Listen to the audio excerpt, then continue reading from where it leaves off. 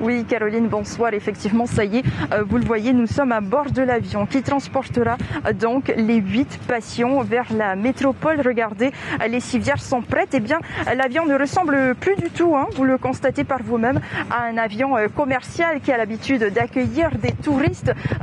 Justement, docteur Dupire, vous voyez tout ce qui a été mis en place. Est-ce que ça vous rassure ce soir? Complètement, c'est une mission qui n'a aucune chance de ne pas réussir, c'est parfaitement adapté, il y a un matériel extraordinaire, tout est doublé, vraiment la sécurité est maximum pour ce départ de nos patients. C'est aussi impressionnant, professeur Carly, les civières ici, 8 patients. Est-ce que vous pouvez nous préciser ce soir combien de bouteilles d'oxygène sont à disposition de ces patients? Il y a 35 personnels de santé qui embarqueront ce soir.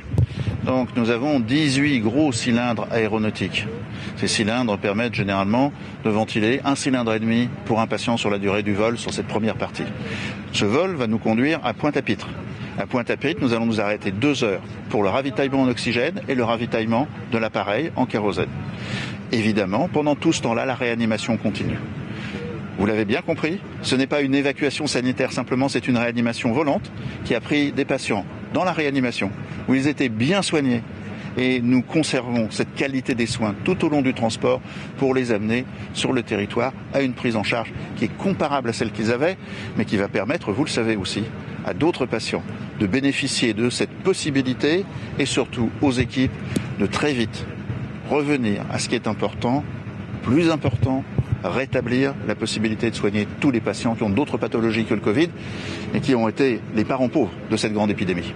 Merci beaucoup, professeur Carly. Il faut savoir qu'effectivement, ce transfert va permettre au centre hospitalier de retrouver